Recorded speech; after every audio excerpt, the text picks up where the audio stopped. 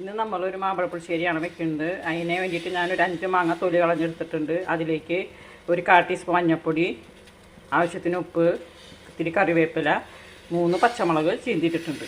കുറച്ച് വെള്ളം ഒഴിച്ച് വേവിച്ചെടുക്കാം.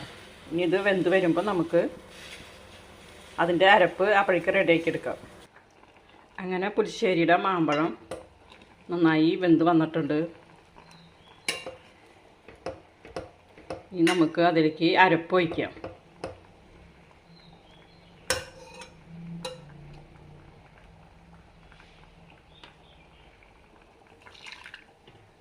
നാളികേരം, തൈര്, വെളുത്തുള്ളി 2 അല്ലി, പിന്നെ 1/2 ടീസ്പൂൺ ജീരകം. അത് മിക്സിയിൽ അരച്ചെടുത്തിട്ടുള്ളതാണ്. ഈ മിക്സ് നമുക്ക് ഇതിലേക്ക് ഒഴിച്ച് കൊടുത്തിട്ടുണ്ട്. ഇനി ഇതൊന്ന് തിളച്ച് വരട്ടെ.